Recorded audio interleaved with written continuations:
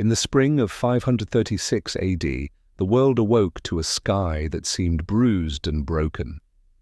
The sun, that eternal giver of light and warmth, had become a ghostly, pale disk, hanging weakly in the heavens. Its light was dim and cold, casting a strange, silvery glow over the landscape. Birds, usually bursting with song at dawn, huddled silently in the branches, confused by the half-light, and below, on the fields and forests, a fine, choking dust began to settle, a strange, pale ash that whispered down from the heavens like a silent snowfall. At first, no one understood what was happening. Was it the wrath of angry gods, a punishment for sins? In the quiet villages of Europe, farmers looked up with furrowed brows, their ploughs forgotten in the soil. In the bustling markets of Constantinople, merchants whispered nervously, shading their eyes against the dim sun. And in the grand halls of kings and emperors, the wise men and scholars offered only uncertain mutterings. The world had grown cold, and the sky had turned sickly grey. But this was only the beginning. For the next 18 months, the sun's light would remain a pale, ghostly presence, never breaking through the thick veil of ash and dust that smothered the sky. Crops withered in the fields, robbed of the life-giving warmth they needed to grow. The air grew damp and chill, even in the height of summer. In the streets of great cities, beggars pulled their rags tighter, shivering against the unnatural cold. And all across the world a quiet, gnawing fear began to spread. In the highlands of Ireland, the Gaelic tribes whispered of a great darkness that had fallen upon the world. Priests spoke of ancient prophecies, of a sun that would grow dim and a world plunged into shadow. In the mountains of China, poets wrote of the pale mist that choked the valleys, of crops that failed, and rivers that seemed to turn to silver beneath the darkened sky. And in the deserts of Arabia, merchants whispered of dying cities, their wells poisoned by the ash. For the common folk, survival became a daily struggle. The earth grew cold and hard, even in spring. Seeds refused to sprout, and those that did withered before they could bear fruit. The cattle grew thin, their ribs pressing against their ragged hides. Mothers held their children close at night, listening to the wind howl through the cracks in their cottages. And as the months dragged on, hunger became a constant, gnawing presence. But hunger was only one of the many horrors. Strange illnesses began to spread. Children who should have been healthy grew pale and listless, their eyes sunken and dark. Fever swept through villages, claiming the weak and the old. Some whispered that it was the plague, a punishment sent by the heavens for some forgotten sin. Others spoke of poisoned air, of the ash that fell from the sky like cursed snow. And in the great cities, where the crowded streets offered no escape, the dead were carried out by the cartload. For those who still clung to their faith, the darkness became a test. In the monasteries of Europe, monks prayed without ceasing, their chants rising like thin, trembling threads toward the shadowed heavens. In the temples of China, incense burned day and night, the thick smoke mixing with the ash that drifted in from the sky. And in the marketplaces of the Middle East, merchants told stories of ancient prophets who had foretold the coming of darkness and despair. Yet for most, faith offered little comfort. With each passing day, the world seemed to grow colder, darker, and more hopeless. The sun remained a pale, distant memory, a weak and feeble light lost behind a shroud of ash. And as the nights grew longer, people spoke of strange omens, of dead birds falling from the sky, of rivers turning black, of ghostly figures seen wandering in the mist. In the village of Ostergaard, nestled in the mist-shrouded hills of Scandinavia, Old Einar the storyteller gathered his grandchildren around the fire each night. His voice was a quiet, steady comfort in the darkness, telling tales of the old gods, of Thor's mighty hammer and Odin's all-seeing eye. But even as the children listened, wide-eyed, they could not shake the cold that seemed to seep through the walls of their cottage. The fire burned low, and the thin, withered logs seemed to offer little warmth. "Will the sun ever come back, grandfather?" Little Sigrid whispered one night, her voice a frightened whisper. Einar paused, his weathered face shadowed by the dim firelight. His eyes drifted toward the shuttered window, where a faint, silvery light seeped through the cracks. "It must, child," he murmured. "It must." But even as he spoke, there was doubt in his voice. For though the darkness had fallen suddenly, it showed no sign of leaving. The ash continued to fall, light as snow but deadly in its touch. The fields lay barren, the cattle grew thin, and the cold seemed to bite deeper with each passing day. And all across the world, from the frozen coasts of the north to the warm deserts of the south, a question lingered in the hearts of men and women. A question whispered in the darkness, in the cold, in the choking ash. How long would this darkness last? The struggle for survival. As the months dragged on, the darkness refused to lift. The pale, ashen sky loomed overhead, an oppressive grey shroud that stretched endlessly across the heavens. Villages that had once been filled with the sounds of laughter and life grew silent, their streets buried under a thin layer of white dust. It was not the soft, clean snow of winter, but a bitter, choking ash that seemed to coat everything. The rooftops, the fields, even the leaves of the trees twisted and dying under its poisonous touch. In the village of Ostergard, where old Einar told his stories by the fire, survival had become a desperate struggle. The fields, once green with barley and rye, were now a barren waste, the soil cold and lifeless beneath the falling ash. The village's few cattle had grown thin and weak, their ribs pressing through their matted coats. Milk was a luxury, and even the youngest children were forced to drink thin, greyish water that tasted faintly of ash. The people tried to plant new crops, digging at the frozen earth with cracked, bleeding hands. They whispered prayers to their old gods, hoping that the soil would stir to life, that green shoots would rise from the earth once more. But the ash seemed to poison everything it touched. Seeds rotted in the ground, and those few that managed to sprout soon withered under the cold, pale light of the dying sun. Yet it was not only hunger that tormented the villagers. Illnesses swept through Ostergard with a terrible, silent fury. It began with a strange, aching cold that settled deep in the bones, even as the fire crackled in the hearth.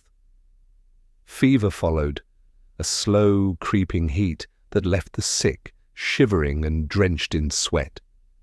Their skin grew pale, their eyes hollow and sunken. Coughs echoed through the darkened cottages, a dry, rasping sound that seemed to hang in the thick, smoky air. Einar's daughter, Astrid, was among the first to fall ill. She had always been strong, her hands rough with the calluses of a farmer, her voice warm and steady.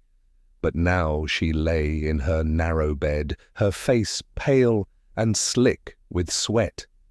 Her breath came in shallow, wheezing gasps, and her hands trembled like the last leaves of autumn. Einar sat by her side, his old weathered hands wrapped around hers, his voice a quiet murmur of old prayers, words that seemed to vanish into the cold, still air. The village elders spoke of a curse, of a sickness sent by the gods as punishment for forgotten sins. Some whispered of the ash itself, of tiny, invisible poisons that drifted down from the sky with the grey snow. Others claimed it was the darkness, the loss of the sun's life-giving warmth that sapped the strength from the sick. But no one truly knew, and the dead were buried in shallow graves, their faces hidden beneath thin, tattered shrouds. Yet even in the darkness, there were those who refused to surrender. The women of the village gathered each day in the cold, shadowed hall, their thin faces set with grim determination. They shared what little they had, a handful of dried herbs, a strip of salted fish, a cup of sour, smoky milk. They spoke in low, tired voices, trading stories of their children, their husbands, of the lives they had once known. And at night they returned to their dark, smoke-filled cottages, holding their children close, whispering quiet lullabies that seemed to linger in the cold air. In the forest beyond the village, young Leif, a boy of barely 12 winters, ventured, each day with his father's old bow, his eyes sharp and wary. The forest was a grey, silent place, its trees heavy with ash, their leaves twisted and blackened. Yet there were still birds, thin, desperate creatures that flitted through the twisted branches searching for food. And there were rabbits, their fur matted and grey, their ribs pressing against their skin. Leif hunted with a fierce, silent focus, his hands steady on the bowstring. He remembered his father's voice, calm and quiet, teaching him to move silently, to watch, to wait. His father had died in the first winter of the darkness, a cough tearing at his chest, his face pale and drawn beneath the thin grey blanket. But his lessons lived on in Leif, who walked the ash-choked woods with quiet steps, his breath a thin mist in the cold air. Each evening, Leif returned to the village with his meagre catch, a thin rabbit, a handful of bitter herbs, once even, a fat, startled grouse whose feathers scattered like ash in the darkness. His mother's face, pale and drawn, would brighten at the sight, her thin hands quick to prepare the meal, and around their small, crackling fire they would eat in silence, their eyes fixed on the faint, silvery light that seeped through the cracks in the walls. But even for those who found food, the darkness seemed to press in from all sides. The ash continued to fall, a quiet, constant whisper that seemed to mock their desperate efforts. The cold seemed to bite deeper, even in the height of summer. And in the distance, strange rumours began to drift into the village, of other villages that had simply vanished, their fields choked with ash, their cottages empty and silent. One evening, as the fire burned low and the wind howled outside, old Einar told a different kind of story. It was not a tale of the old gods, of mighty Thor or wise Odin. It was a story of men, of a village in the far north where the darkness had grown so deep that the people had turned against one another. They had fought over scraps of bread, over dried fish and spoiled milk. In the end, they had burned their own homes, the pale ash swirling through the night like ghostly snow. The children listened in silence, their wide eyes fixed on the flickering fire. And when the story ended, little Sigrid spoke again, her voice a thin whisper. "Will we disappear too, grandfather?" Einar's gaze lingered on the pale, sickly light that seeped through the window. His old hands trembled just slightly as he reached out to place them on Sigrid's thin shoulders. "Not as long as we hold together," he murmured, his voice steady but tired.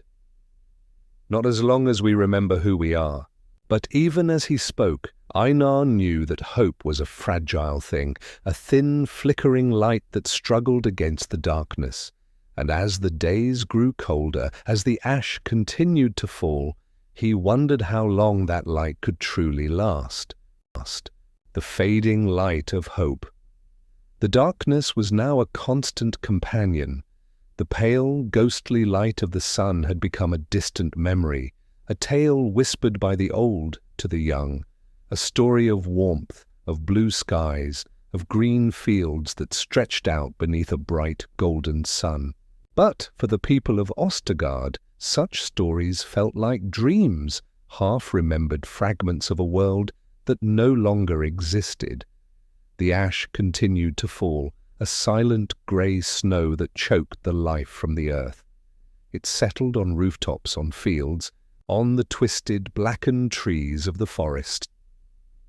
The wind carried it in thin, bitter gusts, whispering through the cracks in the cottages, seeping into the breath of the people who huddled by their dying fires. Hunger was no longer a fear. It was a familiar ache, a constant, gnawing presence that had become as much a part of life as the cold. Old Einar had grown thinner, his once steady hands now trembling with age and hunger. His voice, once strong and warm, had grown faint, a soft, rasping whisper that struggled against the silence. Each night he would gather the children around the fire, his stories a fragile light in the darkness. But even his tales had changed. Gone were the grand legends of Thor and Odin, of mighty battles and shining halls. Now his stories were quieter, sadder. Tales of ordinary men and women who struggled against a world that seemed to have forgotten them. Little Sigrid still clung to his side, her thin arms wrapped around his withered arm. Her bright, curious eyes had grown hollow, shadowed by hunger and fear. She no longer asked if the sun would return, no longer whispered her quiet questions. She simply listened, her gaze fixed on the flickering light of the fire, her small hands cold against Einar's rough, trembling fingers. But even as the darkness deepened, the village of Ostergaard struggled to hold on. The women still gathered, each day sharing what little they had, a handful of dried berries, a thin, bitter broth brewed from foraged roots. Leif still ventured into the ash-choked forest, his father's old bow gripped tightly in his numb, shaking hands. His catches grew smaller, his steps slower, but he refused to give in to the cold, grey silence. Yet for many, hope had already faded. The village's priest, a thin, hollow-cheeked man named Father Magnus, had once stood tall before his flock, his voice a steady comfort in the darkness. He spoke of faith, of the light that would return, of the gods who watched over their children. But as the months dragged on, his voice had grown faint, his sermons empty echoes that drifted like ash on the cold air. His eyes were dark and empty, his thin hands shaking as he fumbled with the sacred icons that had once brought comfort. One bitter morning, Father Magnus did not open the doors of the small, smoke-stained chapel. The villagers found him slumped. Before the altar, his thin body wrapped in his tattered robes, his pale face cold and still. In his hands he clutched a simple wooden cross, its surface blackened by the ash. The villagers buried him in the frozen earth, whispering quiet prayers that seemed to vanish into the grey, misty air. The darkness claimed more lives with each passing day. The children were the first to weaken, their thin, shivering bodies unable to fight against the cold and hunger. The old followed, their tired hearts finally giving out beneath the weight of despair. Each morning, the villagers would gather in the cold, grey light, carrying their dead to the shallow graves that lined the frost-bitten fields. But there were those who refused to surrender. Einar, though his body was frail and his voice weak, continued to tell his stories. Each night he spoke of the old gods, of great warriors and cunning tricksters, of the distant lands beyond the cold, grey sky. He spoke of hope, of the spring that would one day return, of the sun that would rise again. And though his stories were but whispers, they seemed to warm the darkness, if only for a little while. Leif still hunted, though his bows seemed heavier, his arrows fewer. He no longer smiled, his young face drawn and thin, his bright eyes shadowed. But he did not give in to despair. He watched the grey forest with a fierce, quiet focus, his breath a thin mist in the cold air. And each evening he returned to his mother's side, his meagre catch a small victory in a world of shadow. But as the months turned to years, even the strongest grew weary. One bitter evening, as the wind howled through the cracks in the cottage, Einar's voice faltered, his hands trembled, his old eyes staring into the pale, flickering light of the dying fire. Little Sigrid, her thin arms wrapped around his shoulder, whispered his name, her voice a quiet, frightened plea. But Einar did not answer. His breathing slowed, his gaze fixed on the grey light that seeped through the window. And then, quietly, his head slumped forward, his voice falling silent. The village gathered beneath the ash-grey sky to bury Einar, his thin, withered body wrapped in a simple, tattered cloak. Sigrid stood by the grave, her small hands clenched at her sides, her bright eyes now hollow and wet with tears. Leif placed a simple, wooden carving of a raven atop the grave, a symbol of Odin, a reminder of the stories that Einar had shared. But even as the darkness seemed to close in, a quiet miracle stirred. The ash, which had fallen in a constant, silent drift for years, began to thin. The pale, ghostly light of the sun grew a little brighter, a faint, silvery glow that pierced the grey clouds. The wind, which had carried the bitter ash across the land, grew gentler, a cool breeze that whispered through the twisted, blackened trees, and in the barren fields the first green shoots began to stir. The village of Ostergard was a shadow of what it had once been. Many of its cottages stood empty, their doors hanging loose, their thatched roofs sagging beneath the weight of ash.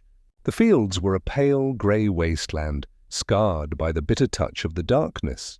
But those who had survived, Leif, Sigrid, and the few who still lived, looked to the sky with a quiet, weary hope. In time, the green returned. The sun, still pale and weak, grew brighter with each passing day. The birds returned to the forest, their songs a faint, trembling melody in the cold air. And though the world had changed, though the darkness had left its mark, the village of Ostergard endured. Sigrid would grow into a strong, quiet woman, her bright eyes sharp with a wisdom beyond her years. Leif would become a hunter and a father, his children listening wide-eyed to his stories of the dark years, of the ash that fell like snow, of old Einar's voice whispering of gods and heroes. And though the darkness had tested them, though it had taken so much, it had not claimed their spirit. For even in the longest night, even in the silent darkness, there remained a spark of hope, a light that could never truly be extinguished.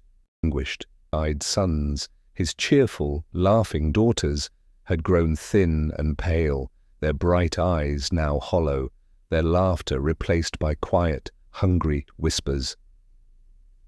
"We must plant," Hans muttered, his voice low and rough. "We must plant, or we will starve." Greta shook her head, her pale hands twisting in the thin, grey shawl. "The seeds will not grow. We've tried, Hans. The earth is cold. Dead." Hans's gaze remained fixed on the barren field. His jaw clenched so tightly that his teeth ached. He could not accept it. He could not believe that his fields, his proud green fields, could simply die, swallowed by this cold, grey shadow. He would not give in. That night, as the wind howled against the thin, creaking walls of their cottage, Hans and Greta sat by the weak, flickering light of the hearth. Their children huddled close, their thin faces drawn, their hands reaching out toward the weak warmth. The thin, bitter broth simmering over the fire did little to fill their aching bellies, but it was all they had. "Father," whispered little Marta, her voice a faint, tired whisper. "Will the sun come back? Will the fields be green again?" Hans forced a smile, his thick, calloused hand resting on her tangled hair. "Yes, Marta, the sun will come back, the fields will be green, you'll run through the tall grass again, and I'll have to chase you back to the house." But even as he spoke, his heart ached with doubt. The spring came and went, but the cold did not lift. The sun remained a pale, ghostly light, a sickly glow that seemed to hover just beyond the thick, grey mist. Hans and Greta dug at the frozen soil, their hands raw and bleeding, their knees stained with ash. They scattered the precious seeds, thin, withered grains saved from the last harvest, whispering quiet prayers as they buried them in the grey earth, but the seeds did not sprout. The soil seemed to choke them, freezing their tiny roots before they could take hold. Day after day, Hans and Greta watched the empty fields, their hearts sinking with each passing hour. The oxen grew thinner, their ribs pressing against their coarse, matted hides. The chickens, once fat and noisy, pecked at the ashen ground with desperate, hollow eyes, yet the villagers of Gundersdorf refused to give in. Each morning they gathered in the cold, grey light, their faces drawn and shadowed, their voices quiet and grim. They shared what little they had, a handful of dried mushrooms, a strip of salted meat, a cup of thin, smoky milk. The old spoke of the dark winters of their youth, of the hard seasons that had tested their fathers and grandfathers. They spoke of survival, of strength, of the stubborn, quiet pride of those who worked the land. But each day the fields remained empty. Each night the wind howled against the thin walls of their cottages, carrying with it the faint, bitter scent of ash. And with each passing week the hunger grew sharper, a cold, gnawing ache that seemed to settle in their bones. Hans refused to give in. He rose each morning before the pale grey light had touched the fields, his strong hands gripping the plough, his jaw clenched against the biting cold. He broke the frozen earth, he scattered the seeds, he whispered quiet prayers to the old gods, to Christ, to anyone who might listen. But the fields remained barren, a cold grey wasteland that stretched out beneath the silent sky. His children grew weaker. Little Marta's bright eyes grew dull, her voice a thin, dry whisper. Hans watched her, his heart breaking, his strong hands trembling with helpless fury. Greta's cheeks grew hollow, her hands cold and shaking even as she stirred the thin, smoky broth. The barn stood empty, the last of the grain long gone, the rafters bare. And then came the crows. They swept down from the pale, ashen sky in a great, dark cloud, their harsh cries filling the grey air. They perched on the blackened trees, their sharp beaks tearing at the twisted, dying leaves. They hopped across the barren fields, pecking at the dead, frozen soil. And as Hans watched, his fists clenched, his heart pounding with helpless rage, he knew the crows had come to feast on the dead. One night, as the wind howled and the ash drifted against the door, Hans stood in the cold darkness of his empty barn, his strong hands trembling. His breath hung in the air, a faint silver. Mist. And in the silence, he whispered a single, desperate question. What must I do to save them? But the darkness gave no answer. The price of survival. The days in Gundersdorf grew colder, even as the sun should have risen higher and brighter in the sky. But the sun remained a pale silver ghost, a distant, feeble light that seemed to hover just beyond the grey, misty clouds. The wind blew colder, a thin, bitter breeze that whispered through the cracks in the cottages, carrying with it the faint, acrid scent of ash. Hans was a man of the earth. His father had been a farmer, as had his father before him. The soil was, in his blood, its dark, rich scent, a comfort, its gentle resistance beneath his plough, a familiar challenge. But now the earth was a stranger, a cold, grey wasteland that seemed to mock his every effort. He dug at the frozen soil, his thick, calloused hands raw and bleeding, his breath a thin mist in the frigid air. He scattered the last of his precious seeds, whispered quiet prayers, and watched the empty fields with a hollow, desperate gaze. But nothing grew. The seeds rotted beneath the ash-choked soil, their tiny roots strangled by the cold. The fields remained barren, a grey, empty waste that stretched out beneath the pale, dying light. And each evening Hans returned to his cottage, his strong shoulders slumped, his thick, bearded face drawn and shadowed. Inside, Greta did what she could. She scraped the last of the flour from the cracked earthen jar, mixing it with greyish water to form thin, brittle cakes that tasted of ash. She boiled a thin broth, its smoky scent filling the dark, shadowed room.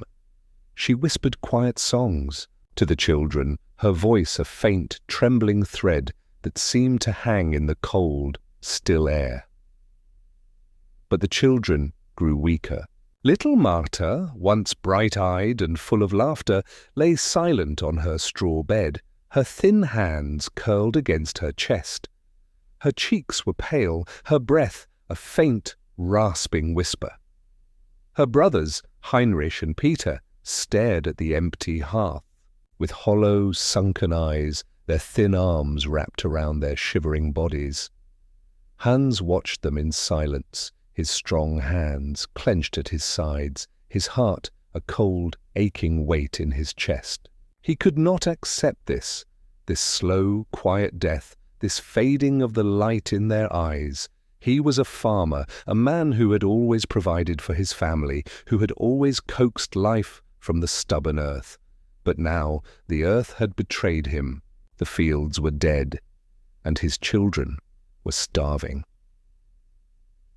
One morning, as the pale, grey light seeped through the smoke-stained window, Hans stood in the doorway, his thick, calloused hands resting on the frame.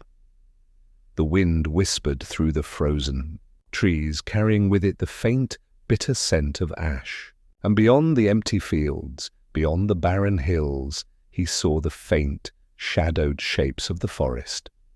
"Greta," he muttered, his voice rough and low. "We must hunt." Greta's thin, pale face turned toward him, her eyes shadowed with fear. "Hunt? But Hans, the forest, it's cursed. The ash, the cold." "I cannot watch them die," Hans whispered, his gaze fixed on the twisted, blackened trees. "If the fields will not feed us, then we must turn to the forest." That very day, Hans and his eldest son, Heinrich, wrapped themselves in their thickest, tattered cloaks and set out toward the grey, mist-shrouded forest. The wind bit at their faces, the ash swirling around them in pale, ghostly flakes. Beneath their feet, the earth was hard and frozen, the grey grass crumbling beneath their boots. The forest was a silent, twisted place. The trees, once tall and green, were blackened and bare, their twisted branches clawing at the pale, ashen sky. Thin, withered leaves hung limp from the branches, their edges curled and blackened. And beneath the trees, a thin grey mist coiled. Around their legs, clinging to their boots like cold, wet fingers. Hans carried his old bow, the rough, oiled wood heavy in his hands. Heinrich followed close behind, his thin face pale and tense, his sharp eyes darting through the twisted branches. They walked in silence, their breath faint mist in the cold air, their footsteps a quiet crunch on the frozen ground. They saw little, life in the forest. A thin, ragged crow perched on a twisted branch, its black feathers dull and ragged. A pale, skeletal rabbit darted through the dead grass, its thin, bony frame barely more than a shadow. But for hours they searched there, eyes sharp, their hands cold and numb, and they saw nothing that could feed a starving family. But Hans would not give up. His strong hands gripped the bow, his thick jaw clenched, his breath a thin, angry mist. He remembered his fields, the golden waves of wheat that had once swayed beneath the warm sun. He remembered his children's laughter, their bright, smiling faces as they ran through the tall grass. He would not let them die, he would not surrender. And then, in the shadowed depths of the forest, he saw it. A stag. Its coat was a pale, sickly grey, its thin body marked with patches of withered fur. But it was strong, its sharp antlers rising like twisted, blackened branches against the pale, ashen light. It stood motionless, its dark, hollow eyes fixed on the two hunters, its thin, bony legs trembling beneath it. Hans's breath caught in his chest. His strong hands drew the bowstring, his sharp eyes fixed on the stag's hollow gaze. The wind seemed to fall silent, the pale mist swirling around, his legs the cold biting at his fingers. And in that still, silent moment he whispered a quiet prayer, not to Christ, nor to the old gods, but to the earth itself. The bowstring snapped, the arrow flew, a thin, dark streak that seemed to vanish into the pale mist. And then, with a soft, broken gasp, the stag stumbled, its thin legs giving way beneath it. It collapsed, its dark, hollow eyes staring sightlessly at the twisted, blackened trees. Hans and Heinrich rushed to the fallen stag, their hands trembling, their breath a faint, silvery mist. The stag's thin body was cold beneath their touch, its pale, withered hide marked with patches of ash. But it was meat. It was life. They dragged the stag back to the village, their thin, weary bodies shivering beneath the pale grey sky. And that night, for the first time in months, the fire in their cottage burned bright. The air was filled with the scent of roasting meat, the thin, crackling fat spitting against the flickering flames. Greta's pale face shone with quiet joy, her thin hands quick and steady as she prepared the meal. The children ate in silence, their wide, hollow eyes fixed on the steaming meat, their thin fingers tearing at the tender, smoky flesh. Little Marta's pale cheeks grew warm, her thin, trembling hands steady for the first time in weeks. Hans watched them, his strong hands resting on the rough wooden table, his heart a quiet, aching swell of hope. But even as they ate, even as the fire crackled and the cold darkness pressed against the thin, smoke-stained walls, Hans's gaze lingered on the pale, mist-shrouded window. The forest had given them life, but it was a thin, bitter life, a stolen warmth in a world of shadow. The darkness had not lifted. The fields were still barren. And though his children's eyes were bright for the first time in months, Hans knew that this light was fragile, a thin, flickering spark in the cold, grey darkness. The silent harvest. For a brief moment, The village of Gundersdorf knew a whisper of joy. The meat from the forest stag was a blessing, a warm, rich meal that filled the hollow bellies of Hans, Greta, and their children. By the light of the crackling fire they ate in silence, their thin faces bright with a quiet, desperate hunger.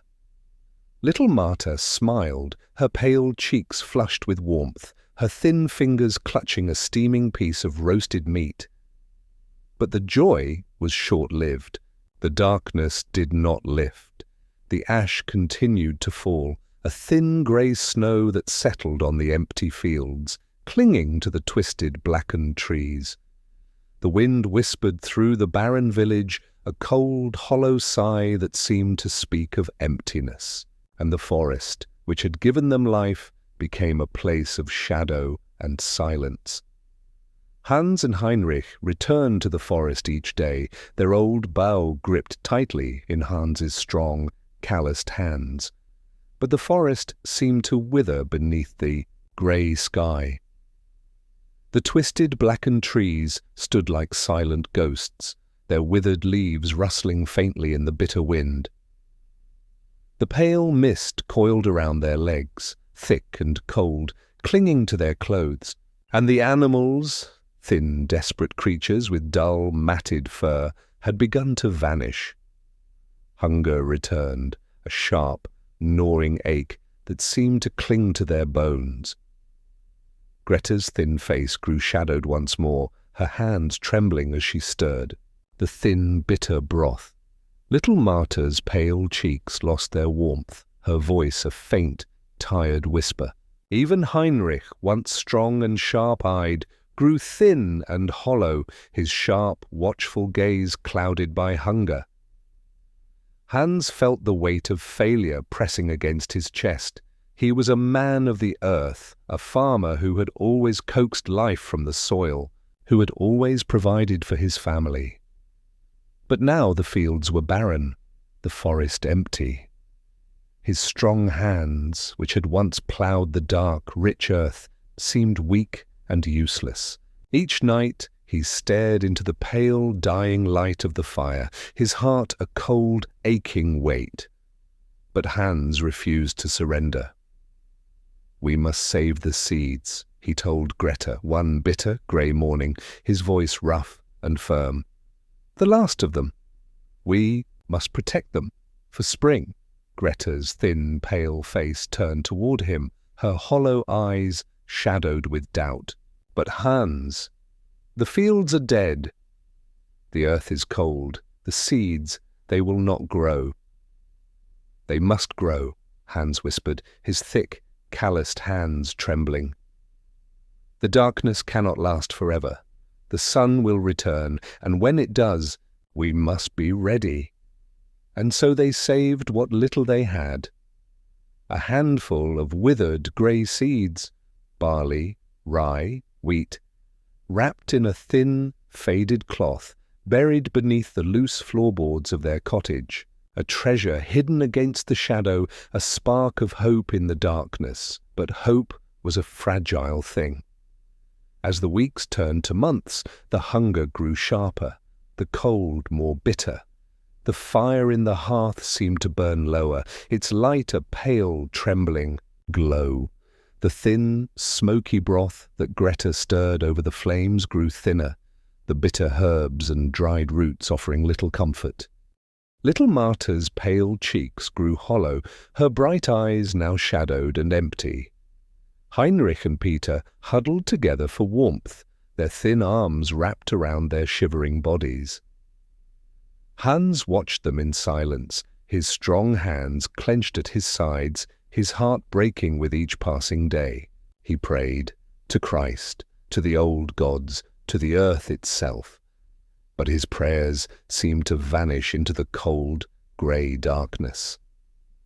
He returned to the forest each day, his bow gripped tightly in his numb, trembling fingers.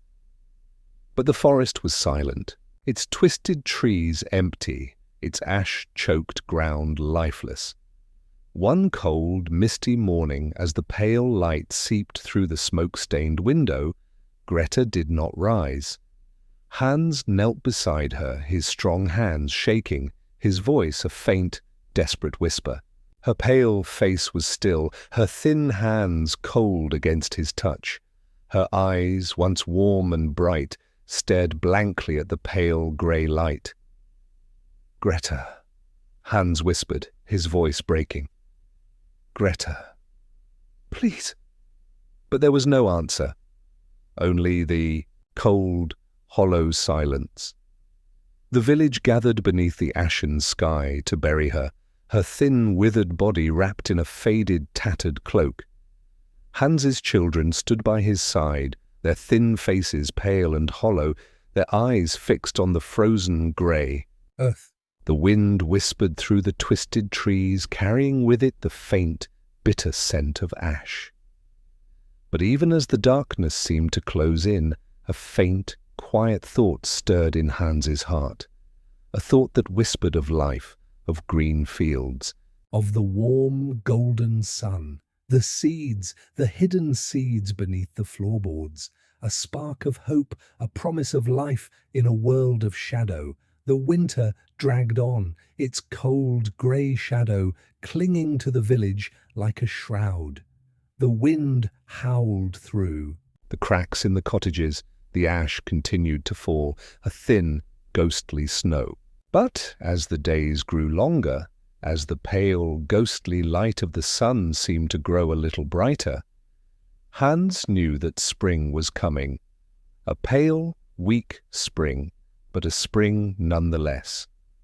And so, when the first green shoot stirred in the forest, when the pale mist lifted just enough to reveal the cold grey earth, Hans took the seeds from their hiding place. His hands trembled as he scattered them on the barren soil, his thick, calloused fingers pressing them into the cold earth. He whispered quiet prayers, his voice a faint, trembling whisper that seemed to hang in the cold, still air. The weeks passed, and Hans watched the empty fields with a quiet, desperate hope. The wind still whispered through the twisted trees, the ash still drifted from the pale sky. But then one morning, beneath the pale, silvery light, he saw it, a tiny green shoot pushing through the grey soil. He fell to his knees, his strong hands trembling, his breath a faint, misty gasp. He reached out, his rough fingers brushing against the delicate green leaf. And behind it, another and another. A fragile green carpet pushing up through the cold grey earth. The darkness had not lifted. The wind still carried the bitter ash. The sun still hovered like a pale, ghostly disk in the sky. But the fields were alive. Thin, pale shoots that trembled in the cold breeze, a quiet promise of life in a world of shadow. Hans stood in the field, his strong, broad shoulders Straight, his thick, bearded face marked with tears. His children stood beside him, their thin faces bright with wonder, their pale cheeks warm in the weak, silvery light. And though the darkness remained, though the ash continued to fall, there was a spark of hope, a fragile, green promise that whispered of life, of spring, of warmth beyond the shadow. The earth was not dead. It had only slept, buried beneath the cold grey darkness. And now, slowly, painfully, it was waking. The hunger that never left, in the village of Langenfeld, nestled in the shadow of the dark, mist-shrouded mountains, hunger was not just a visitor, it was a constant companion. It lingered in the thin, smoke-filled air of the cottages, whispered through the narrow, frozen streets, and clung to the bones of the people who wandered, gaunt and hollow-eyed, beneath the pale, grey sky. It had begun with the ash, a fine, choking dust that drifted down from the heavens like a silent, grey snow. The sky had turned pale and sickly, the sun a faint, silvery disk, that seemed to hover just beyond the thick, misty clouds. The fields, which had once been green and golden, lay barren and cold, the soil choked with ash, the crops withered before they could bloom. But the true horror was not the darkness nor the cold, it was the hunger. Maria felt it in her belly, a sharp, gnawing ache that seemed to twist and writhe beneath her ribs. Her thin, pale hands trembled as she stirred the thin, bitter broth that simmered over the weak, flickering fire.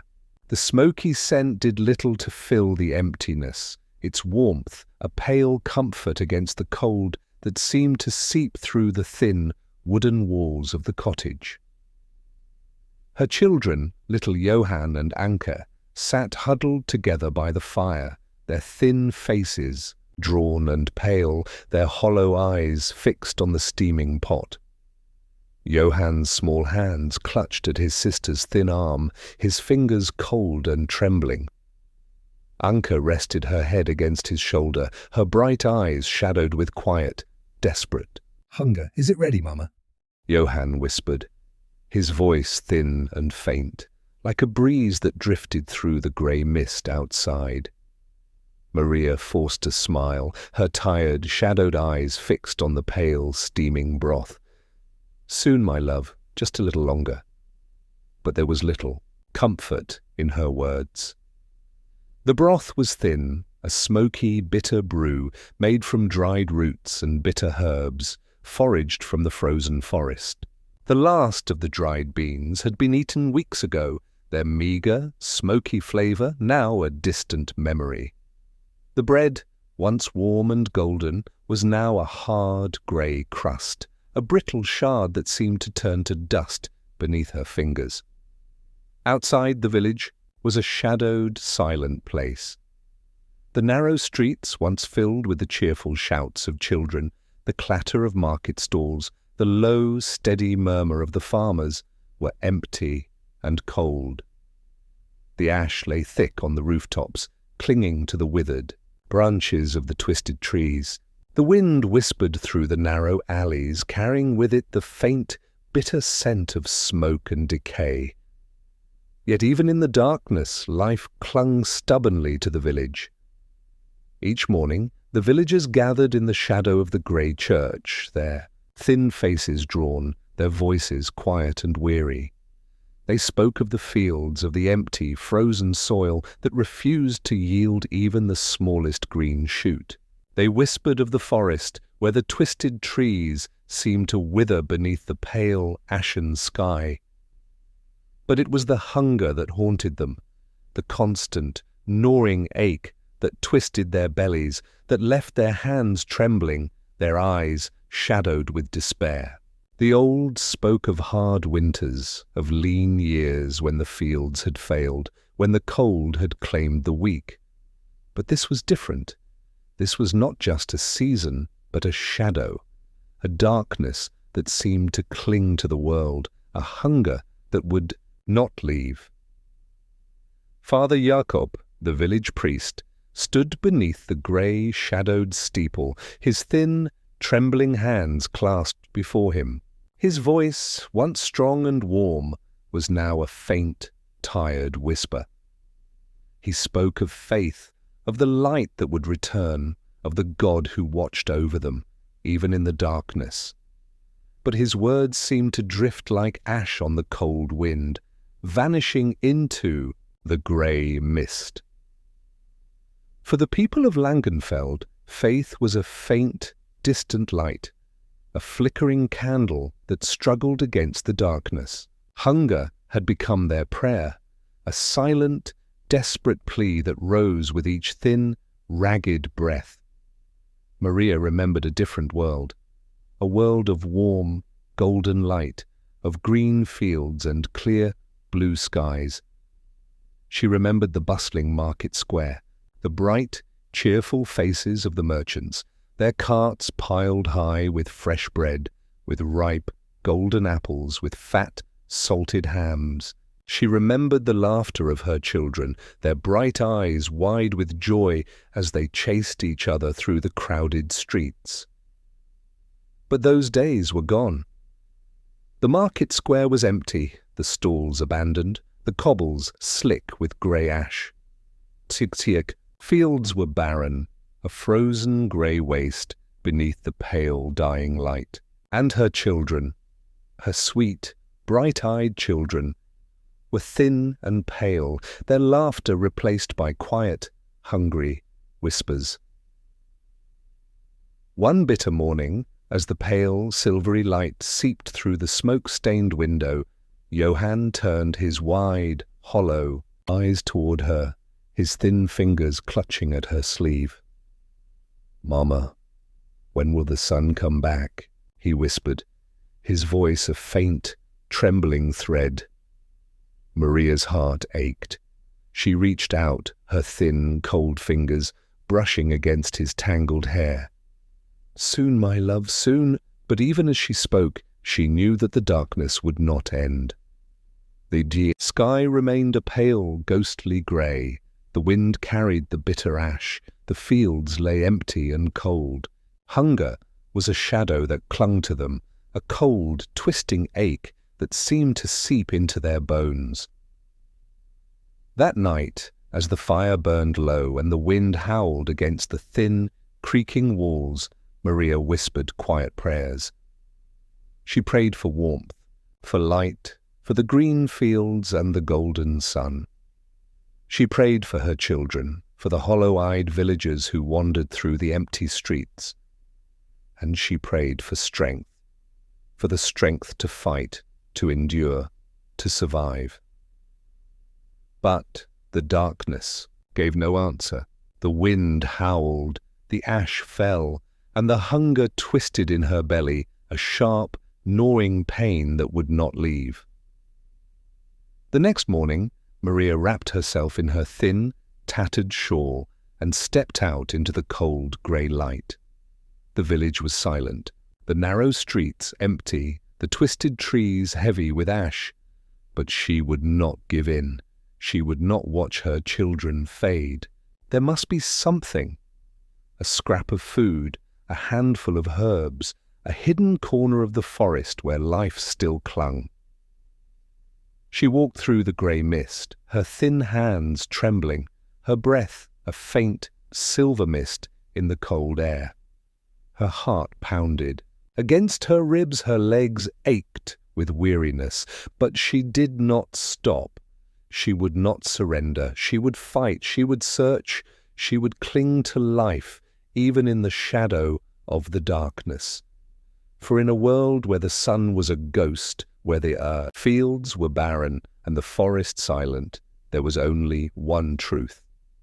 Hunger was the enemy, and the fight for life had no end. The shadow of desperation. Maria walked through the cold, grey mist, her thin, tattered shawl wrapped tightly around her frail shoulders.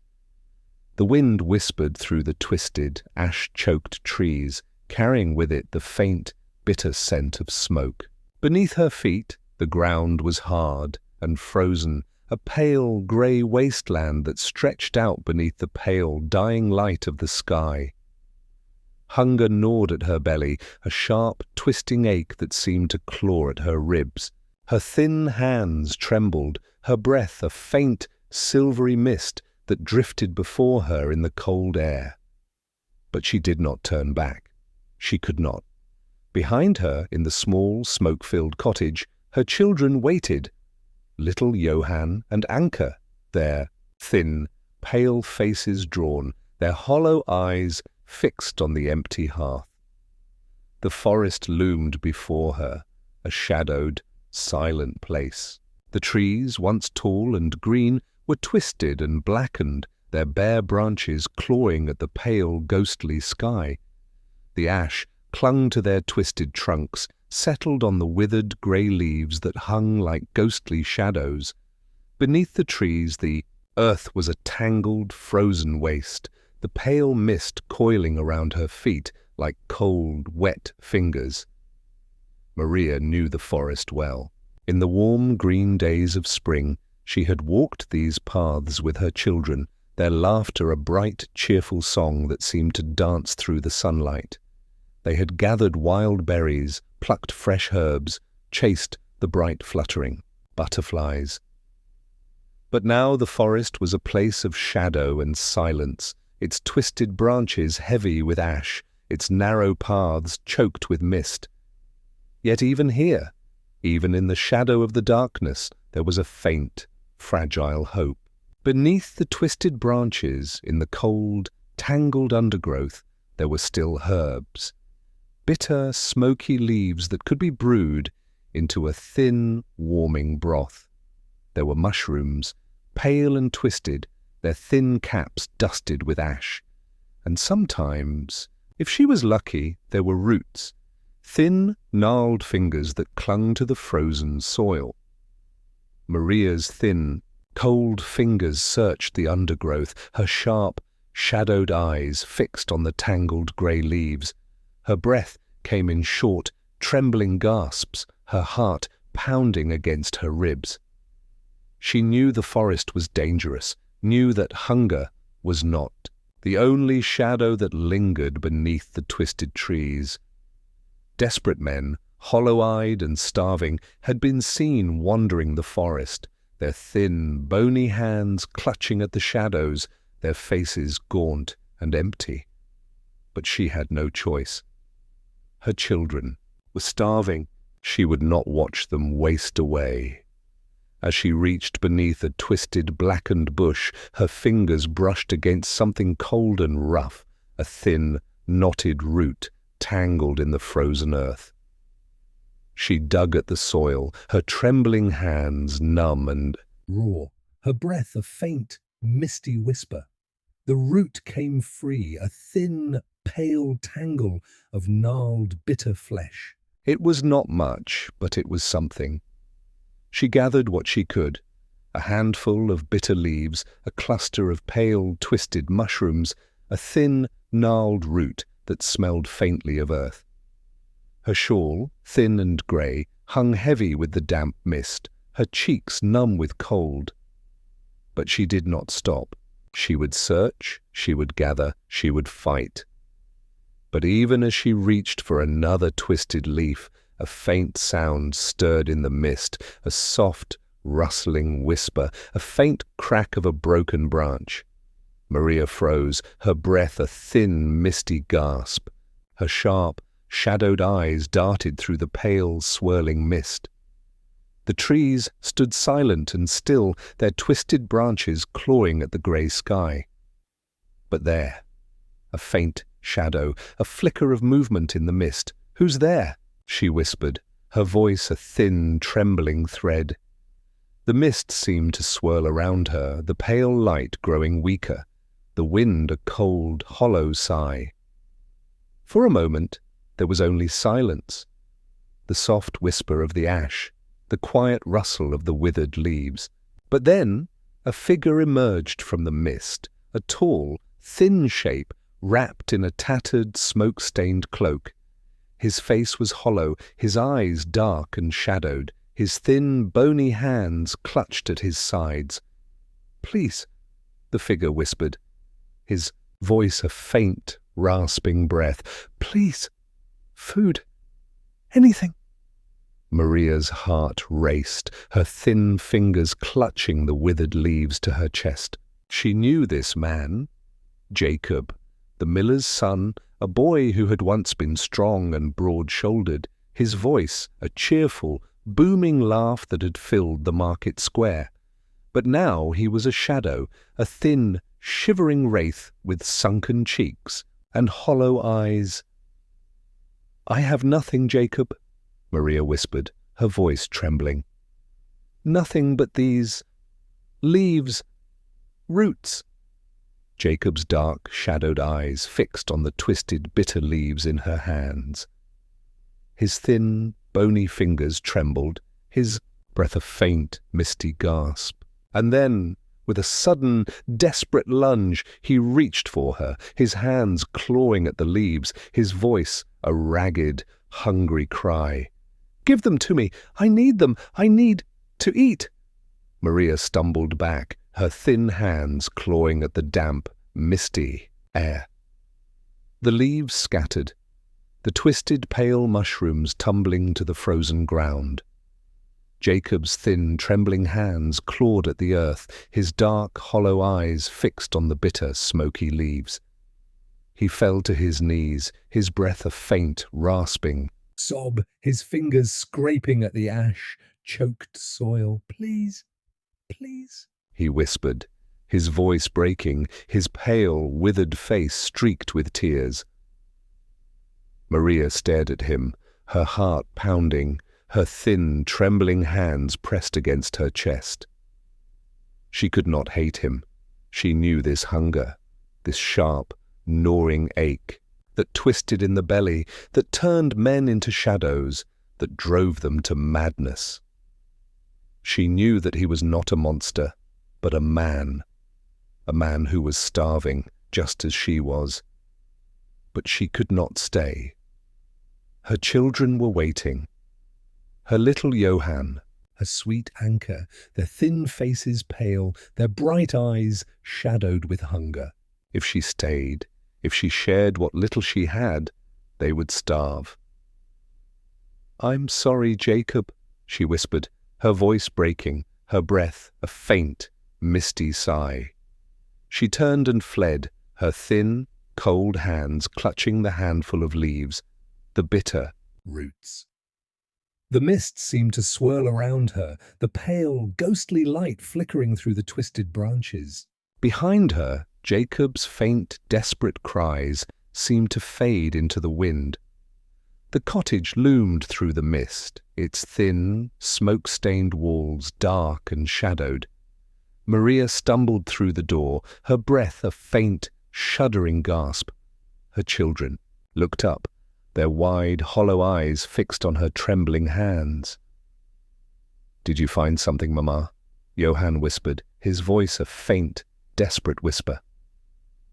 "Yes, my love," Maria whispered, forcing a smile. I did. She knelt by the weak, flickering fire, her thin, trembling hands stirring the bitter herbs, the twisted roots, the pale, smoky mushrooms. The broth was thin, its scent a faint, smoky warmth. But it was something. It was life, and as her children ate, their thin fingers clutching at the steaming broth, Maria stared into the pale, dying light of the fire, her heart a cold, aching weight. For even in the darkness, even in the shadow of the mist, hunger was a shadow that never left, a whisper of kindness. Maria stared into the pale, flickering light of the fire, her thin, trembling hands wrapped around the cracked earthen bowl. The thin, smoky broth warmed her palms, its bitter, herbal scent a faint comfort against the cold. That seemed to seep through the thin, smoke-stained walls. Her children, Johann and Anke, huddled beside her, their thin fingers wrapped around their own bowls, their hollow eyes fixed on the faint, silvery steam that rose from the broth. They ate in silence, the thin, watery broth filling their hollow bellies with a weak, smoky warmth. Each sip was a quiet, desperate blessing, a thin thread of life in a world of shadow. But even as they ate, even as the faint, smoky warmth spread through their shivering bodies, the cold seemed to press closer, a silent, shadowed weight that lingered in the darkness beyond the fire. The wind howled against the thin, creaking walls of the cottage, carrying with it the faint, bitter scent of ash. Outside, the village of Langenfeld lay silent beneath the pale, ghostly sky, its narrow streets empty, its twisted trees heavy with grey snow. The ash whispered down from the heavens, a silent, choking dust that settled on the rooftops, the cobbles, the frozen fields. But inside the cottage there was warmth, a faint, flickering light that seemed to dance in the darkness, a quiet whisper of life in a world of shadow. "Mama." Johann's faint, tired voice stirred the silence, his wide, hollow eyes fixed on his mother's face. Will it always be like this? Will we always be hungry? Maria's heart ached. Her thin, trembling fingers brushing against his tangled hair. She forced a smile, her shadowed eyes warm and gentle. No, my love, the sun will return. The fields will be green again. You'll run through the tall grass. You'll laugh and play, I promise. But even as she spoke, a faint, hollow doubt whispered in her heart. How long had the darkness lasted? How many months, how many seasons had they lived beneath the pale, ghostly sky? The world seemed to have forgotten the sun, the fields were barren, the forest a shadowed, twisted waste, and hunger was a shadow that never left. Yet Maria refused to give in.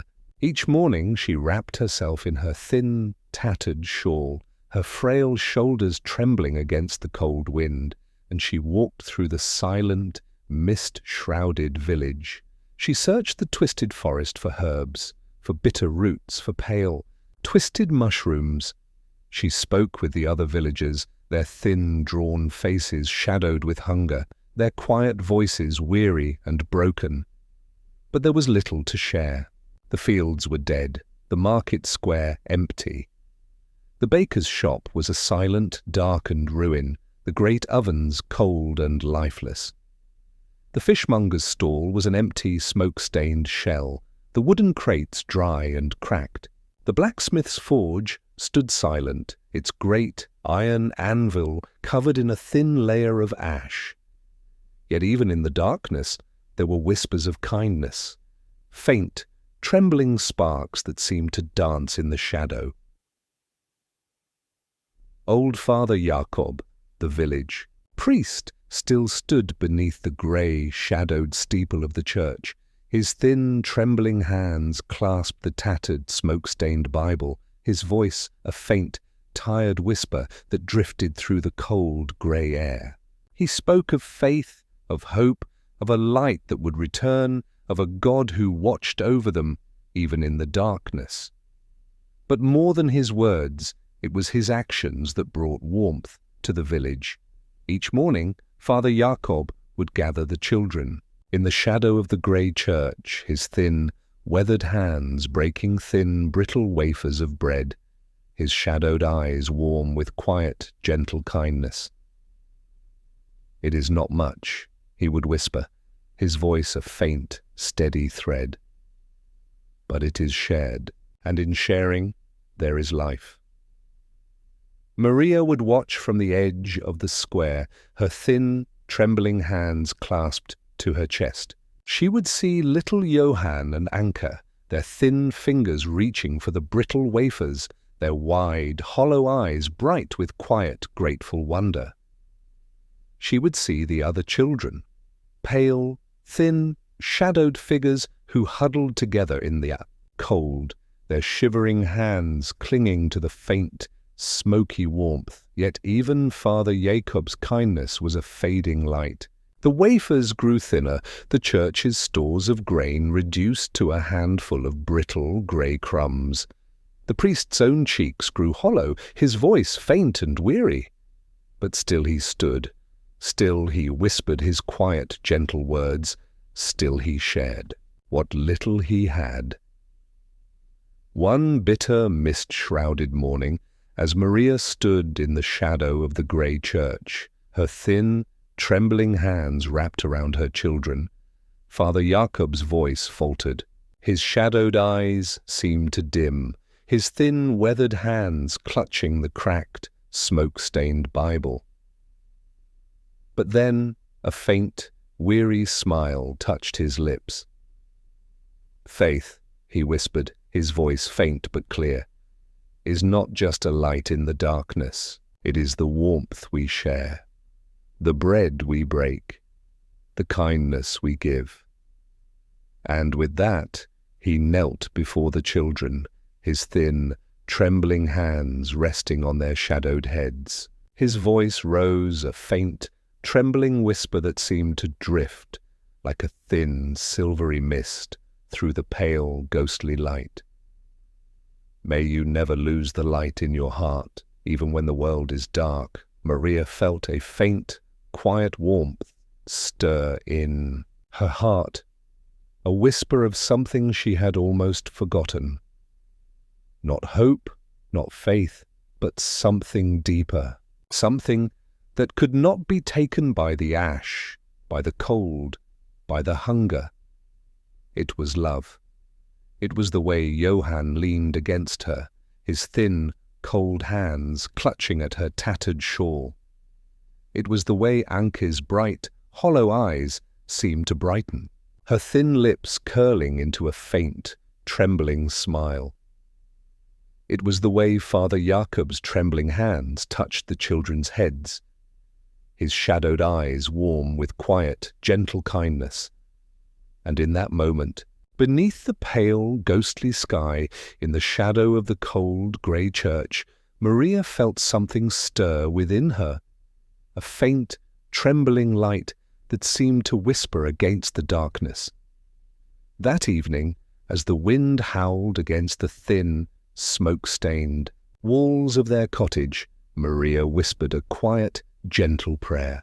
Not for warmth, not for food, not even for the sun, but for the strength to endure, for the kindness to share, for the love that burned like a faint, steady flame in the darkness. Her children slept beside her, their thin, pale faces warm against her shoulder, their quiet, steady breaths a gentle, whispered comfort. The fire crackled, its pale, flickering light dancing against the shadows. And though the darkness pressed against the walls, though the ash continued to fall, though the hunger twisted in her belly, Maria held on. For even in the longest night, even in the deepest shadow, there was a light that could not be taken, a warmth that could not be stolen. And as she closed her eyes, as the fire's light flickered against her tired face, she whispered a quiet, gentle promise. We will endure, we will share, we will love the ghosts of Constantinople, the city of Constantinople, the glittering jewel of the Eastern Roman Empire, was a place of grand marble temples, bustling markets, and towering walls that seemed to rise above the shimmering waters of the Bosporus. Its streets had once echoed with the laughter of merchants, the chants of priests, and the steady clatter of horse-drawn carts. The great domes of its churches gleamed beneath the bright golden sun, their mosaic walls alive with the light of heaven. But in the year 536 A.D., the light of Constantinople began to die. The sky had turned pale and sickly, a ghostly grey shroud that seemed to cling to the city like a heavy, choking mist. The sun, which had once risen in a blaze of golden fire above the sparkling sea, was now a pale, silvery disk, a distant, dying light that hovered behind the thick, swirling ash. The wind blew cold, a sharp, bitter gust that whispered through the narrow streets, carrying with it the faint, acrid scent of smoke. The markets, which had once bustled with life, had grown silent. The merchants stood by their stalls, their cheerful shouts replaced by quiet, desperate whispers. Their carts, once piled high with fragrant spices, ripe fruits, and fat, salted fish, were now bare and empty. The fields beyond the city were a barren, grey wasteland, their green shoots withered beneath the choking ash. The great harbour, which had once shimmered with the sails of 100 ships, was a silent, mist-shrouded expanse. The ships that did arrive were thin and ragged, their sails grey with ash, their decks covered in a fine, choking dust. The sailors who staggered ashore were hollow-eyed and thin, their voices hoarse, their breath thick with smoke. Within the city's grand walls, the people of Constantinople whispered of the darkness, of a shadow that had fallen upon the world, of a sickness that seemed to spread like the ash that drifted from the sky. The streets were empty, the grand squares silent. The great churches stood shrouded in mist, their golden mosaics pale and faded in the ghostly light. In the shadow of the great Hagia Sophia, the city's most sacred and glorious church, the priests gathered in hushed, trembling circles. There, rich, golden robes hung loose on their thin, shivering frames, their shadowed eyes fixed on the pale, flickering candles that seemed to dance in the darkness. They whispered prayers, their voices a faint, trembling chant that seemed to rise like thin, silvery smoke to the pale, silent heavens. But even in the sacred halls of the church, the darkness pressed close. The sick were brought before the altar, their thin, pale bodies wrapped in tattered cloaks, their faces gaunt and shadowed. Fever burned in their hollow eyes, their breath a faint, rattling gasp. The priests anointed them with holy oil, their trembling hands resting on the fevered brows, their voices a faint, desperate prayer. Lord, deliver us from this darkness. Bring us light. Bring us life. But the darkness did not lift. The ash continued to fall, a silent, choking dust that settled on the golden mosaics, clung to the painted icons of the saints, whispered through the high, shadowed arches. The sick groaned and shivered, their thin, pale hands clawing at the cold, stone floors. The priests watched in silence, their shadowed eyes filled with fear. Beyond the sacred walls of the church, in the narrow, twisting alleys of the city, the darkness brought hunger. The markets were empty, their stalls bare, their bright awning grey with ash. The great bakeries, which had once filled the streets with the warm, fragrant scent of fresh bread, stood silent and dark, their great stone ovens cold. The butchers' shops were empty, their iron hooks swinging in the cold wind, their blood-stained floors grey with dust. In the grand palaces of the city's wealthy, the darkness was a shadow that lingered behind the rich silk curtains, that whispered through the great marble halls. The merchants, who had once feasted on golden platters of roasted meats, who had sipped sweet spiced wine from crystal goblets, now sat in silence, their thin, jewelled fingers clutching at thin, brittle crusts of bread. In the narrow, smoke-filled taverns of the city's poor, the darkness was a gnawing, twisting ache. The thin, bitter broth that simmered over the weak, flickering fires was a smoky, sour brew, its warmth a faint, pale comfort. The men who huddled in the shadows whispered of the darkness, their hollow eyes fixed on the pale, ghostly light that seeped through the cracks in the walls. "Is it a curse?" they whispered, their voices a faint, trembling murmur. A punishment from God? The end of days? But for those who wandered the silent streets, the darkness was simply hunger. The beggars, their thin, ragged cloaks wrapped tight around their frail shoulders, huddled in the shadowed alleys, their thin, trembling hands clutching at the air, their hollow eyes fixed on the pale, silvery light. Children, once bright and laughing, now wandered the cobbled streets in silence, their thin fingers clutching at the empty folds of their tattered cloaks. And in the great palace, beneath the glittering dome of the imperial court, the emperor Justinian sat in his gilded throne, his once proud face shadowed with fear. The golden light of his court was dim, the great painted banners pale and faded. His advisers, their rich silken robes grey with ash, whispered of famine, of sickness, of the great shadow that had fallen upon the world. "Your Majesty," murmured Patriarch Menas, the city's highest priest, his voice a faint, trembling whisper. "The people suffer. The darkness is everywhere. The fields are dead. The markets are empty. The people cry out for light, for life. Justinian's shadowed eyes fixed on the pale, silvery light that drifted through the great, arched windows. His once strong hands rested on the gilded arms of his throne, his fingers thin and trembling. He was an emperor, a ruler of millions, a man whose word was law. But here, in the shadow of the darkness, he was as powerless as any other. "We must Pray," he whispered, his voice a faint, weary sigh. "We must pray, and we must endure." And so the great church bells rang out, their deep, mournful tones a thin, trembling cry that seemed to drift like mist through the silent streets. The priests chanted beneath the pale, shadowed domes, their voices rising in a faint, trembling hymn. The people gathered in the shadow of the great church, their thin, pale faces turned to the grey, mist-shrouded sky, their hollow eyes filled with quiet, desperate hope.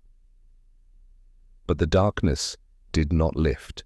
The ash continued to fall, a silent, choking dust that whispered down from the heavens, that settled on the great glittering domes of the city, that clung to the rich golden mosaics. Hunger gnawed at the hearts of the people, sickness spread through the crowded streets, and the dying light of Constantinople seemed to fade with each passing day. For in a world where the sun was a ghost, where the air was thick with ash, and where the streets lay silent beneath the shadow of despair, life was a faint, trembling spark, a light that struggled against the darkness.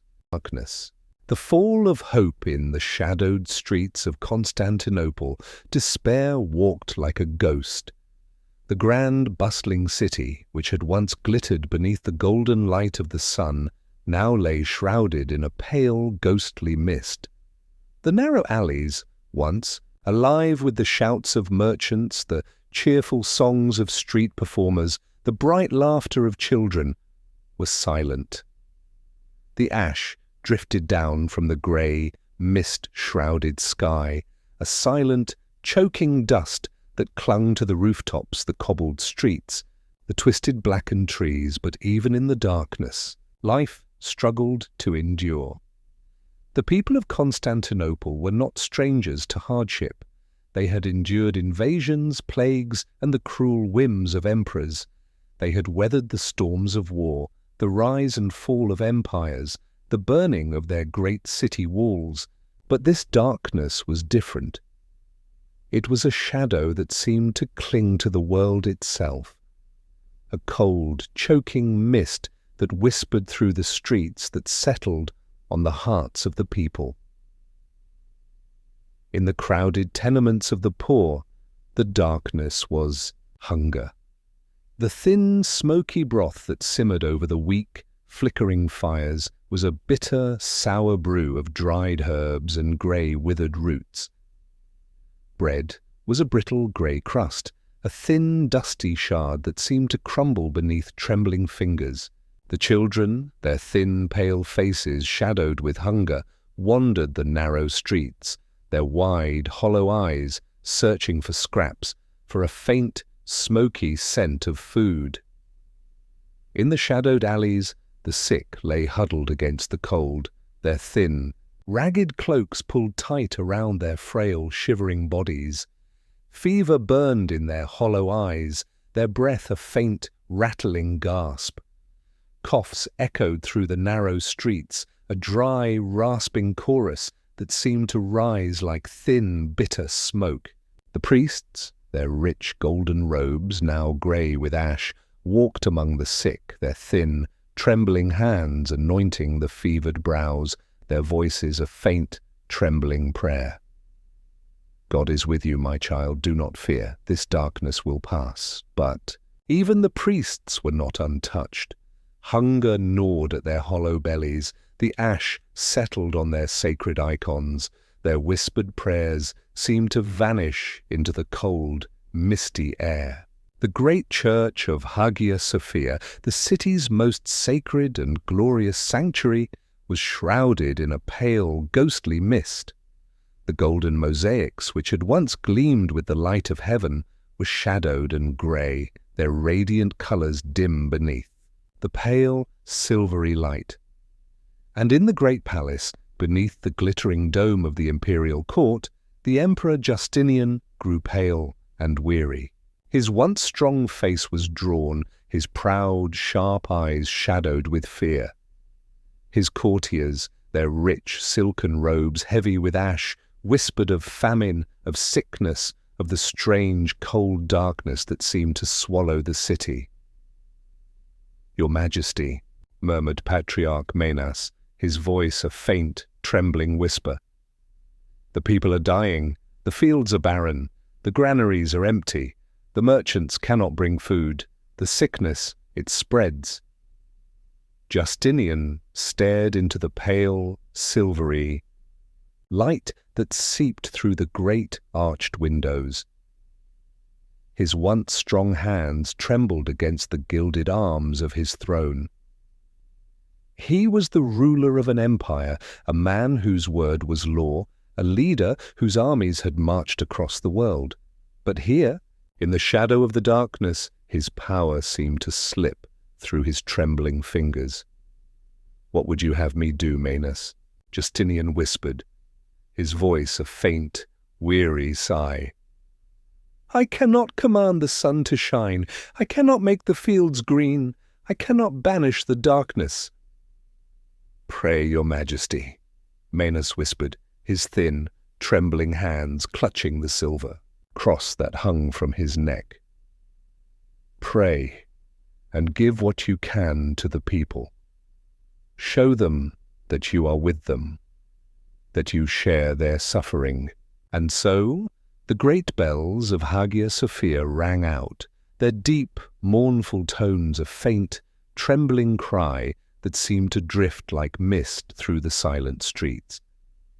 The priests chanted beneath the shadowed domes, their voices a faint, trembling hymn that seemed to rise like thin, silvery smoke. The people gathered in the shadow of the great church, their thin, pale faces turned to the grey, mist-shrouded sky, their hollow eyes filled with quiet, desperate hope. But even as the prayers rose, the darkness did not lift. The ash continued to fall, a silent, choking dust that whispered down from the heavens, that settled on the great glittering domes of the city, that clung to the rich, golden mosaics. Hunger gnawed at the hearts of the people, sickness spread through the crowded street, and the dying light of Constantinople seemed to fade with each passing day. In the narrow alleys, desperation gave birth to madness. Fights broke out over scraps of bread, thin, brittle crusts that seemed to turn to dust beneath desperate fingers. The strong took from the weak, their hollow eyes dark with hunger, their trembling hands stained with ash. The guards, once proud and fierce, stood hollow-eyed and silent, their spears clutched in thin, trembling hands. Rumours whispered through the shadowed streets, rumours of plague, of a sickness carried on the ash that drifted from the sky. Some whispered that it was a curse, a punishment from God for the sins of the city. Others spoke of poisoned air, of the ash that choked the sky and poisoned the earth, and some, their voices filled with quiet, desperate fear, spoke of a world that was ending, of a darkness that would never lift. But even in the shadow of despair, there were whispers of kindness. Old Father Gregor, his thin, weary hands trembling with hunger, would gather the children beneath the shadowed arches of the great church. He would break the thin, brittle wafers of bread, his shadowed eyes warm with quiet, gentle kindness. "It is not much, my children," he would whisper, his voice a faint, trembling thread. "But it is shared, and in sharing there is life." In the crowded tenements, the women would gather in the shadowed halls, their thin, drawn faces pale, their quiet voices a faint, weary murmur. They would share what little they had. A handful of dried herbs, a thin, smoky broth, a brittle shard of stale bread. They would whisper quiet prayers, their tired hands brushing against the fevered brows of their children, and in the great palace the Emperor Justinian stood beneath. the pale, silvery light, his shadowed eyes fixed on the mist-shrouded city. His strong, trembling hands reached out to touch the cool, marble pillars, his voice a faint, weary sigh. "Let the granaries be opened," he whispered, his voice a faint, weary command. "Let the food be given to the people. Let them see that we have not abandoned them." And so the city's last stores of grain were opened, the great dusty sacks carried out into the shadowed streets. The people gathered, their thin, hollow eyes fixed on the pale, brittle bread, their trembling hands reaching out, their voices a faint, desperate murmur. But the grain was old, the bread thin and bitter. And as the people ate, as the faint, smoky warmth spread through their hollow bellies, they knew that this was but a whisper of life, a faint, trembling spark in the cold, shadowed darkness. And as the darkness pressed close, as the ash continued to fall, as the wind whispered through the empty streets, the dying light of Constantinople seemed to flicker, a faint, trembling glow in a world of shadow. The last breath of glory. The bells of Hagia Sophia rang out in a slow, mournful toll, their deep, heavy tones drifting like a thin silver mist through the silent streets of Constantinople. Beneath the great shadowed dome of the church, the priests chanted in low, trembling voices, their thin golden robes heavy with ash, their shadowed eyes fixed on the pale, flickering candles that lined the sacred altar. The great mosaics, once radiant with the light of heaven, were grey and shadowed, their glittering colours dim beneath the pale, ghostly light. Outside, the city lay silent beneath the mist. The streets, once alive with the laughter of merchants, the shouts of dock workers, the bright, cheerful songs of musicians were empty and cold. The ash continued to fall, a silent, choking dust that settled on the rooftops, the cobbled streets, the twisted, blackened trees. The great harbour, which had once shimmered with the sails of 100 ships, was a ghostly, mist-shrouded expanse, its silent waters choked with grey. Yet even in the shadow of the darkness, life struggled to endure. In the crowded tenements of the poor, the women gathered in the smoke-filled halls, their thin faces pale and drawn, their tired eyes shadowed with hunger. They shared what little they had, a handful of dried herbs, a thin, smoky broth brewed from bitter roots, a brittle crust of grey bread. Their voices were quiet, their words faint whispers of comfort, of hope, of survival. The children huddled together in the narrow alleys, their thin, shivering bodies wrapped in tattered cloaks, their wide, hollow eyes fixed on the pale, silvery light that seeped through the mist. They wandered the empty streets, their thin fingers clutching at the cold air, their whispered prayers a faint, trembling song. "Please, God, let the sun return, let the fields be green again." In the shadowed corners of the grand markets, the merchants stood silent beside their empty stalls, their bright awnings grey with ash, their cheerful shouts replaced by quiet, desperate murmurs. They whispered of famine, of sickness, of the ships that no longer came, of the fields that lay barren and cold. The great sacks of grain, once piled high beneath the shadowed arches, were gone, their dust-choked floors a barren, empty waste. But it was in the great palace of the emperor that the darkness seemed to press closest. Emperor Justinian sat in his grand gilded throne, his thin, trembling hands resting on the cold, golden arms. His face, once proud and strong, was pale and shadowed, his sharp, piercing eyes now clouded with fear. His courtiers stood silent around him, their rich, silken robes heavy with ash, their whispered words a faint, desperate murmur. "Your Majesty," murmured Patriarch Menas, his thin, trembling hands clasped around the silver cross that hung from his neck. "The people are starving, the granaries are empty, the sickness, it spreads." Justinian's shadowed eyes fixed on the pale, silvery light that drifted through the great arched windows.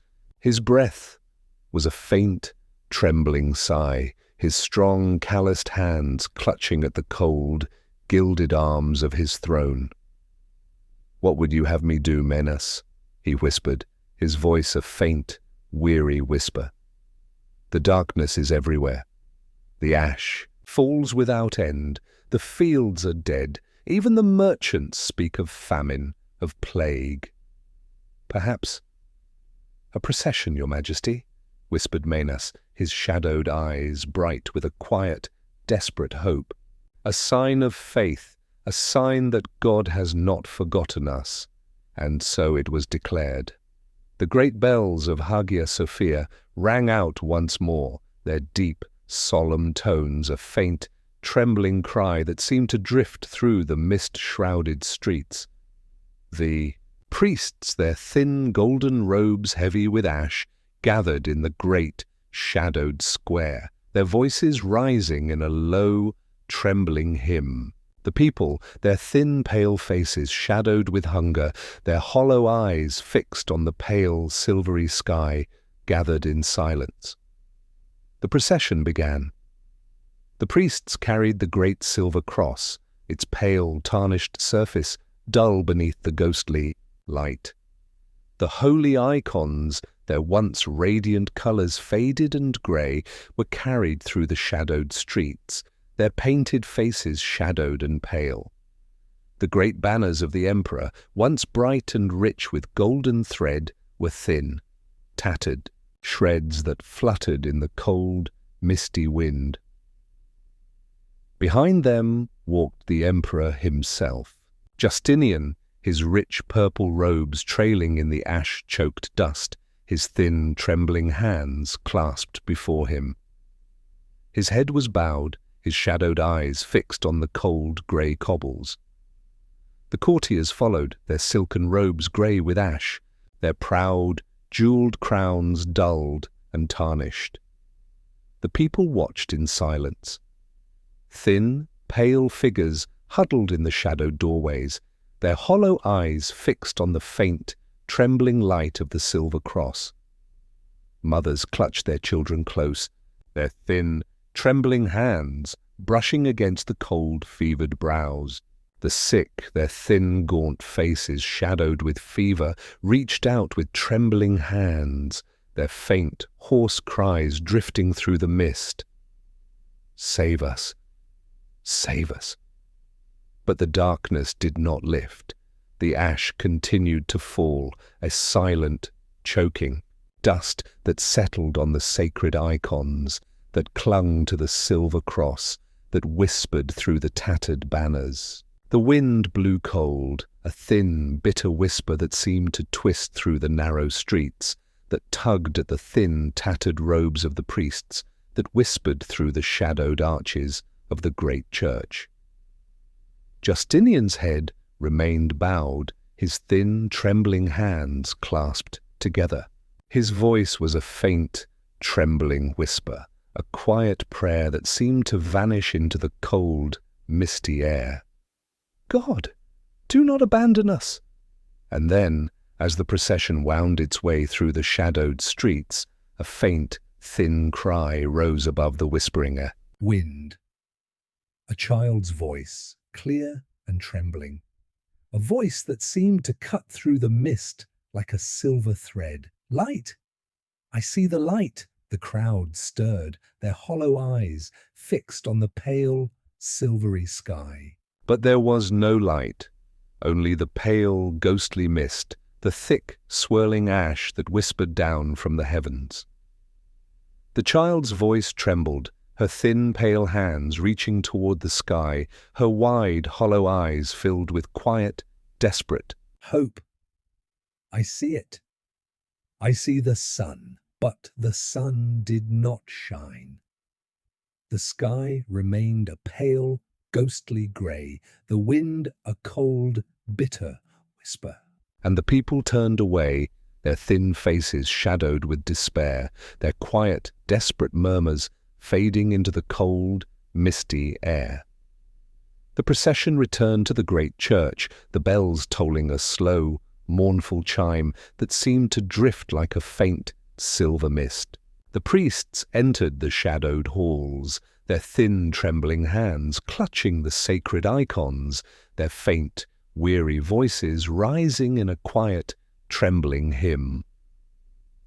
Justinian stood beneath the shadowed dome, his thin, trembling hands resting on the cold marble altar.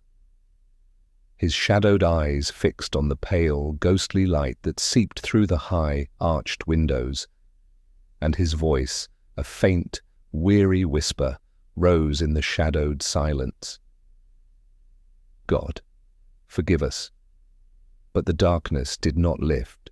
The ash continued to fall, a silent, choking dust that settled on the city, that clung to the great, glittering domes, that whispered through the shadowed streets. And the light of Constantinople, the great, glittering jewel of the empire, seemed to fade, a faint, trembling glow in a world of shadow.